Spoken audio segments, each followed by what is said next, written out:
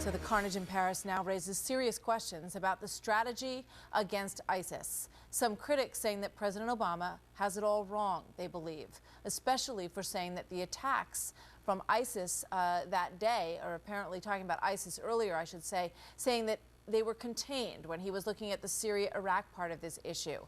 Presidential candidate Marco Rubio believes that this has now become a matter of life and death. We are at war with radical Islam, with an interpretation of Islam by a significant number of people around the world who they believe now justifies them in killing those who don't agree with their ideology. This is a clash of civilizations. And as I said at the debate earlier this week, there is no middle ground on this. Either they win or we win.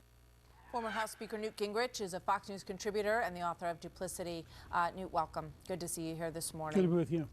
You know, he speaks in a way that is not what we heard at the Democratic debate on Saturday night. So I'm asking you if this issue creates a much stronger contrast between Republicans and Democrats when it comes to how they interpret what we're facing.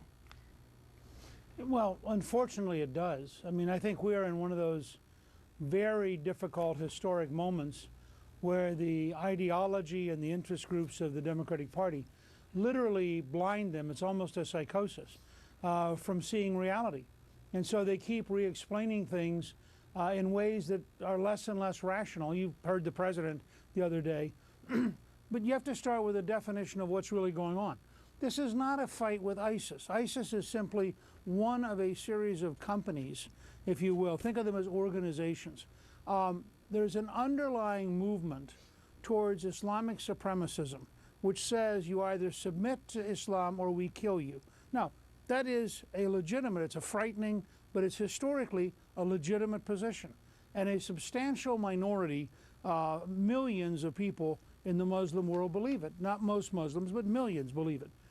That means, for example, notice what we're learning about France. French citizens, Belgian citizens.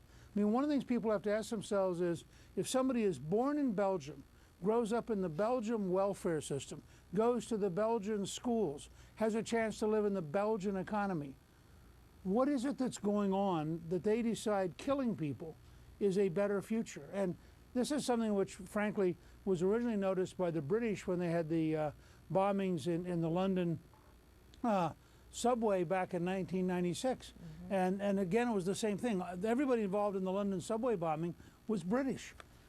So we have to confront the enemy within, and this is where the French bombing the capital in Syria is nice symbolically, but there are 47 mosques, according to one estimate, in the Paris area that are teaching Sharia, that are teaching that you have the right to kill people if they don't submit. Yeah. Now the French, if they're serious, are going to have to look at home, not just look overseas. Yeah, I mean, we've talked about mosque surveillance in this country as well. It's obviously a very controversial issue, but there are mosques that are, very peaceful, where people are practicing every day. But there are mosques that have been singled out as real hotbeds, and if they're protected, I don't know how you get in there and investigate. I don't know how you get intelligence.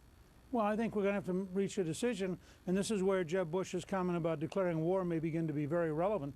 We've got to reach a decision that an imam who preaches Sharia, and an imam, for example, there are at least 21 people who've left Minnesota to go back to become fighters against Western civilization. Are they all from the same mosque? Is there somebody who's a central connection point? Advocating, recruiting, and funding will have to become illegal, and we will have to have the nerve to enforce the law. Yeah. It's very clear. They are going to kill us unless we adapt to this new reality. And the challenge for President Obama is that he finds it extraordinarily painful to recognize what's happening. One thing I found so striking, when you watch the cavalcade of strikes that were brought in by France in the wake of this over the course of the weekend, and they said, we're going after a munitions depot in Raqqa, and we're going after training camps in Raqqa. And I thought to myself, we've been bombing in Syria for months. How have we not been able to hit the munitions depot and the training camp? Well, because we haven't been serious. It's all been publicity.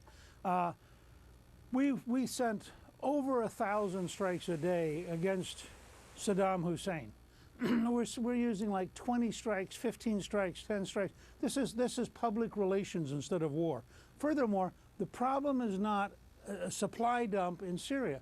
The problem is on the internet It is the spreading of an ideology of hatred, and it's the spreading of a willingness to kill people. Yeah. And we're going to have to come to grips with a very different war that has very different objective requirements. Yeah, it's a weird world when you're sort of comforted by the fact that this group Anonymous, who does, you know, hacking, is going to start going against ISIS. I thought, well, that, you know, that's good. That's a positive development. Hopefully that will help. Right. Newt Gingrich, thank you. Always good to see you, Thank sir. you. Let's go back to Hurry Bill up. in Paris.